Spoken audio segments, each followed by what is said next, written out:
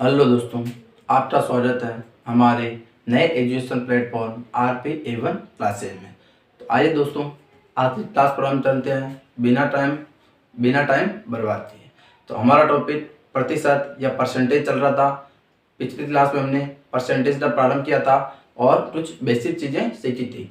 कुछ परसेंटेज सीखे थे, जो 50% मतलब 1/2 होता है और 1/4 मतलब 25% होता है। ऐसे कुछ टर्म सीखी थी हमने।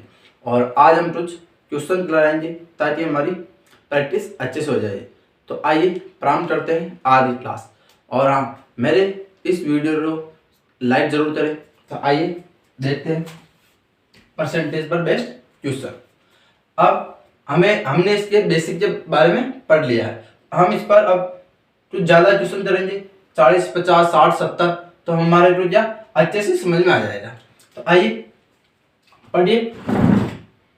क्वेश्चन नंबर फर्स्ट है, यदि ए की आय बी की आय से 25% ज्यादा है, मतलब अधिक है, तो बी की आय ए की आय से कितने प्रतिशत कम है। अब यहां देखो, हमारे पास कोई वैल्यू नहीं है, हमें इतना बोला गया भाई ए की आय बी की आय से 25% ज्यादा है, मतलब हमें बी की आय भी पता नहीं है। तो मैंने क्या बोला पिछली क्लास में, तो हम जो बेस वैल्यू लेंगे उसको 100% मानेंगे। तो अब यहां देखो आप, ये ए है, ये बी है। अब ये क्या बोला, ए की आय बी की आय से 25% अधिक है, मतलब इसकी तो ज्यादा है। एक काम करो, इसको हम पूरी वैल्यू मान लेते हैं, मतलब कि 100% मान लो इसको। अब आप देखो, इसको 100 मान लो, माने 100% मान लो, 100 वैल्यू, इसके पास 100 रुपए है, 100 मान लिया हमने। फिर क्या बोला, बी की आय से 25% ज्यादा है। अगर इसकी 100 है, फिर इसकी कितनी हो जाएगी, 125 हो जाएगी ना। आप कुछ भी मान लो यहाँ वैल्यू, तो भाई इसकी 500 मान लो, 1000 मान लो, फिर उसका 25% बढ़ रहा है, यहाँ लिख लो। क्योंकि ए की जो आय है वो बी से कितना प्रतिशत अधिक है, 25% अधिक है। हमें यहाँ वैल्यू कितनी है वो नहीं दी गई है। अब यहाँ देखो, अब फिर क्या पूछा इसने, तो बी की आय ए की आय से कितने प्रतिशत कम है। ये तो हमें दिया हुआ था कि इससे 25% प्लस है, 25% प्लस है। अब क्या पूछा हमें, अब ये पूछा तो भाई यहां से यहां वापिस जाना है, तो इससे कितने प्रतिशत कम है, ये हमें बताना है। तो अब पिछली बार बेस ये था हमारे पास, 100 का 25% निकाला था। अब टर्म तो यहाँ वैल्यू, अब वैल्यू कितनी टर्म है, 25 टर्म है। पर याद रखना, अब 100 बेस नहीं हो रहा, अब बेस 125 है, क्योंकि हमसे क्या पूछा, ए से कितना कम है। तो अब हम ए से परसेंटेज निकालेंगे, तो भाई 25 है, वो ए की वैल्यू कितनी हमारे पास, 125। 125 का कितना परसेंटेज है। अब यहां देखो, 25 पंजे 5 20, कितना 20% अधिक है। Option B right. पहले हमारे पास बेस बी था, उससे 25% बढ़ाया था। फिर हमारे क्वेश्चन में क्या पूछा, तो भाई ए से बी कितना कम है।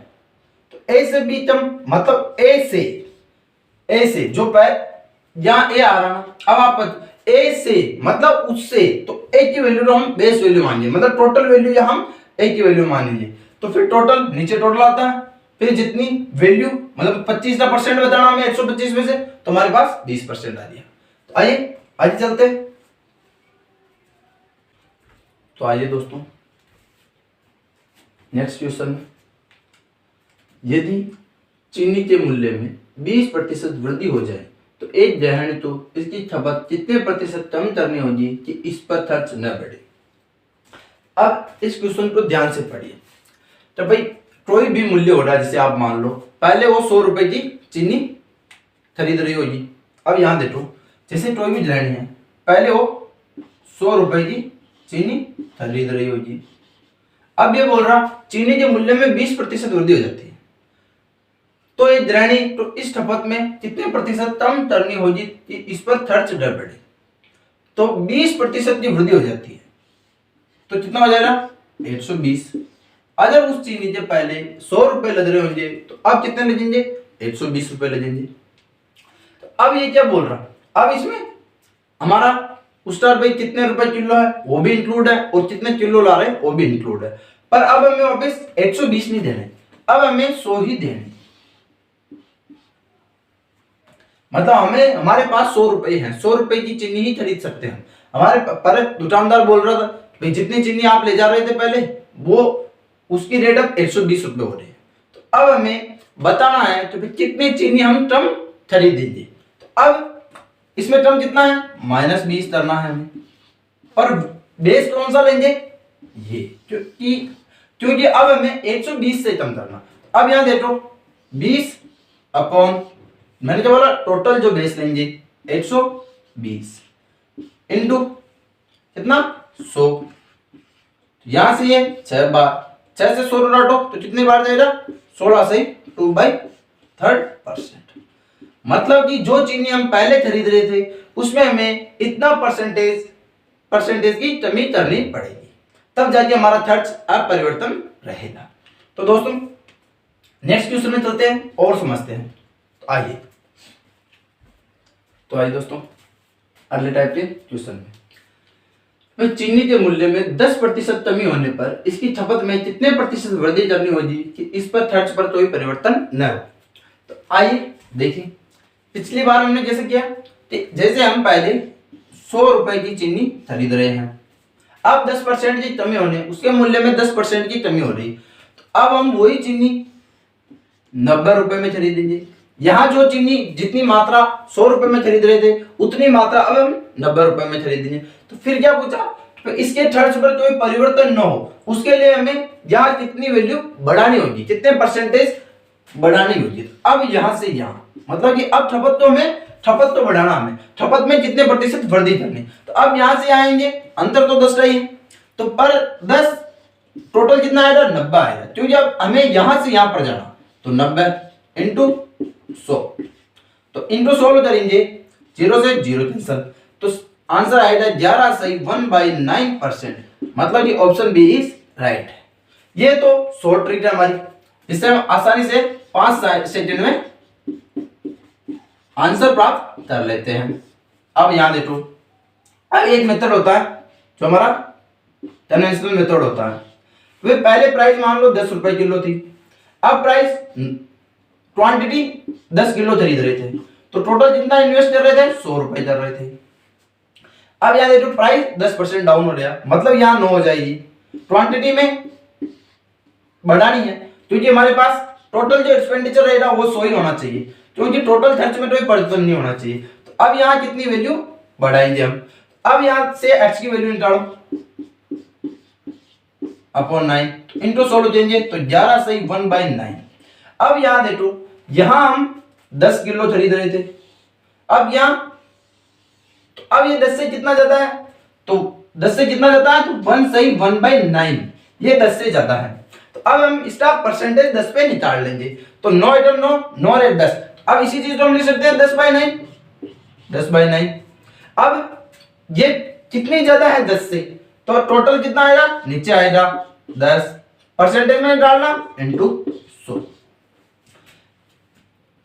10 से 10 कैंसिल, 9 से, या ये ऊपर है 100 है ना, तो ये आ जाएगा 100/9।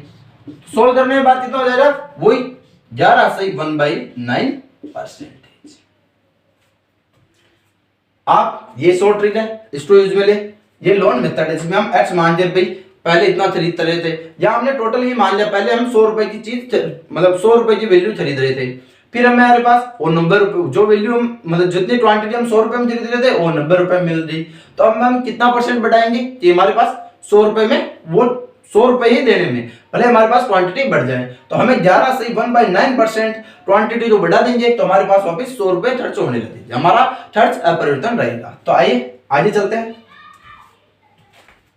तो आइए दोस्तों अगले क्वेश्चन में, क्वेश्चन नंबर 4 जो पढ़िए, जब किसी संख्या में 600 जोड़ा जाता है तब वह संख्या अपने आप की 116 2/3% हो जाती है, तो वह संख्या ज्ञात करें। अब याद देखो, हमें संख्या पता नहीं, पर मैंने क्या बोला, तो भाई कोई भी संख्या अपने आप में 100% होती है। तो अब यहाँ देखो कोई भी संख्या वैल्यू में पता नहीं, पर यहाँ देखो ये दिया और भी 116 2/3, तब जब इसमें 600 जोड़ा जाता है। अब यहां देखो ये क्या हो जाएगा, इसको हम 100 प्लस 16 सही 2/3% लिख सकते हैं। अब यहां देखो, पहले वो संख्या 100 थी, अब उसमें इतना जोड़ रहे हैं, तब जाके वो 600 हो रही। तो अब मैंने परसेंटेज लगा लो, पहली क्लास में बताया था 16 से 2/3, तो क्या लिख सकते हैं, इनटू लिख सकते हैं हम 1/6। अब ये बोल रहा, तो बेट मैंने क्या बोला, नीचे क्या आती टोटल, ऊपर क्या आती जो वैल्यू दी हुई हो। तो 8 बराबर यहाँ कितना है 600। अब 8 बराबर 600 है, तो फिर यहाँ 6 बराबर कितना हो जाएगा 600 इंटू 6 बराबर 3600। अब यहां देखो, तो वह संख्या ज्ञात करें, तो मतलब कि पहली वाली संख्या बतानी है, 600 जोड़ने के बाद नहीं बताना हमें। तो अब वह संख्या 3600 थी पहले, अगर क्वेश्चन में पूछ ले तो 600 जोड़ने के बाद वर्तमान में वो संख्या कितनी है, तो अब इसमें 600 जोड़ दे, 3600 प्लस 600 कितना हो जाएगा 4200। पर हमें 4200 नहीं पूछा, हमें पूछा पहले वो संख्या कितनी थी, तो वह संख्या जानता नहीं, तो वो संख्या कितनी थी 3600। दोस्तों इस टाइप का क्वेश्चन हमें ये पता होना चाहिए, तो भाई संख्या नहीं दी हुई तो इसको हमने तोड़ लिया, 100 प्लस 16 2/3% में, 16 से 2/3% हमें पता ये होता, तो 8 बराबर ये है, तो 6 बराबर हमारे पास वो वैल्यू 3600 थी। अब आप निकालना, अरे 3600 में 600 जोड़ने के बाद 4200 हो जाएगा, तो 4200 तो 600 कितना परसेंट होता है। तो आइए आगे चलते हैं। तो आइए दोस्तों उसी टाइप का एक क्वेश्चन और करेंगे, क्वेश्चन नंबर 5 को पढ़िए अच्छे से। जब किसी संख्या में 120 जोड़ दिया जाता है तो वह 125% बन जाती है, तो वह संख्या क्या थी। तो अब हमें पहले वाली संख्या बतानी है। अब आप यहां देख लो, पिछले क्वेश्चन में कैसे किया था, 125% है, 125% है, इसको कैसे तोड़ सकते हैं 100 प्लस 25। अब कोई भी वैल्यू अपने आप में 100% होती है, तो पहले 100% थी, अब 25% और जोड़ दिया। अब 25% की वैल्यू कितनी है आप भी बताओ, क्योंकि 100% तो अपने आप में वो संख्या होती है, तो 100 तो पहले है, अब उसमें 25 जोड़ रहे हैं, 25 जो मतलब 25% हो जाता है कितना जोड़ने पर 120 जोड़ने पर, तो 25% बराबर कितना हो जाएगा 120। अब मैंने पहले बताया 25% मतलब 1/4 बराबर 120। 8 बराबर 120 है, तो फिर 4 बराबर कितना हो जाएगा, तो पहले वो संख्या कितनी हो जाएगी, पहले 12 4 48। अब 120 जोड़ने के बाद कितनी हो जाएगी 600। पर हमें क्या पूछा, तो वह संख्या क्या थी, मतलब कि 480 थी, तो ऑप्शन ए इज राइट। 480 थी, उसमें हम 120 जोड़ेंगे तो वो 125% बढ़ जाता है। तो अब आइए चलते हैं और क्वेश्चन करते हैं, तो हमारा आंसर ए हो जाएगा, तो वो वैल्यू 480 थी। आइए तो आइए दोस्तों नेक्स्ट क्वेश्चन, क्वेश्चन नंबर 6। तो एक व्यक्ति अपनी आय का 66 से 2/3% खर्च करके 1200 मासिक बचत करता है, तो उसका मासिक खर्च क्या था। तो अब यहाँ पे मैं उसी टोटल आय नहीं दी हुई है, पर हमें क्या दिया हुआ खर्च वाला परसेंट दिया हुआ। तो आप पहले यहाँ देखो 66 से 2/3% को हम क्या लिख सकते हैं, इसको हम 2/3 लिख सकते हैं, तो ये हमारे पास टोटल हो जाएगी। फिर टोटल उसकी आय इतनी होती है, तब जाके वो खर्च इतना कर रहा है। अब यहां देखो, अगर 3 में से 2 खर्च कर रहा है, तो बचत कितनी कर रहा हो, बचत 1 कर रहा है, और 1 बराबर हमें वैल्यू दी हुई है 1200, क्योंकि यहां देखो जब 1200 मासिक बचत करता है, तो 2 खर्च कर रहा 3 में से, तो 1 बचा रहा, 1 की वैल्यू जब 1200 है, तो फिर पूछा क्या, तो मासिक खर्च क्या था, मतलब हमें खर्च बताना है। 1 बराबर 1200 है, तो फिर खर्च कितना है 2, और 2 बराबर कितना हो जाएगा 12 दूनी 2400, तो वो कितना, अगर उसकी आय टोटल 3600 है, तो वो बचत 1200 कर रहा, तो फिर खर्च 2400 कर रहा है, तो इसका answer option A is right. आप नहीं जल्दी में 3600 ना कर दे, ये उसकी टोटल आय है, ना कि उसका खर्च। तो हमें इस क्वेश्चन में खर्च पूछा, तो उसका खर्च कितना है 2400। तो आइए आगे चलते हैं और क्वेश्चन करते हैं। तो आइए दोस्तों आज का अंतिम क्वेश्चन। और हाँ दोस्तों, अगर आपको वीडियो अच्छी लग रही हो तो इस वीडियो को लाइक करें और अपने दोस्तों तक शेयर करें, और मेरे अगर आप इस चैनल पर नए हो तो मेरे इस चैनल को सब्सक्राइब जरूर करें। तो आइए देखते हैं क्वेश्चन नंबर 7। किसी भी भिन्न के अंश में 50% की वृद्धि तथा उसके हर में 10% की कमी कर दी जाए तो हमें 15/16 प्राप्त होता है। तो भिन्न क्या थी वो हमें बताना। तो अब याद रखो भिन्न क्या थी वो हमें पता नहीं, तो अब हम x मान लेते हैं, x/y मान लो। अब क्या बोला ये, अगर उसके अंश, ये अंश होता है ऊपर वाला, नीचे वाला हर होता है, न्यूमरेटर अपॉन डिनोमिनेटर। अब याद रखो ये x है ये y है। अब ये बोल रहा है अगर अंश में 50% की वृद्धि कर दे, अगर 50% की वृद्धि कर दे मतलब पहले 100 था तो अब 150 हो जाएगा, तो x कितना हो जाएगा, 150 हो जाएगा। अब नीचे देखो अगर हर में 10% की कमी कर दी जाए, तो हर में 10% की कमी मतलब ये अपने आप में 100 था, तो अगर 10% की कमी कर दें अब कितना रह जाएगा, 90%। अब यहां देखो इसके बराबर कितना है, तब ये कितना हो जाता है, हमें 15/16 प्राप्त होता है।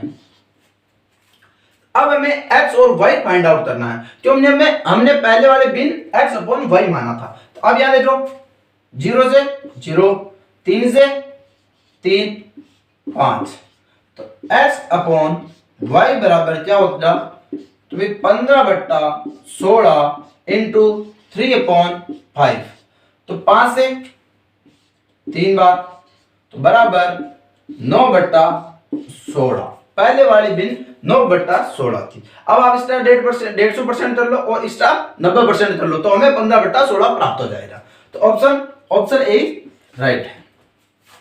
तो दोस्तों आज की क्लास को हम यही विराम देंगे, अगली क्लास में कुछ और अच्छे क्वेश्चन करेंगे। तो दोस्तों थैंक यू, धन्यवाद।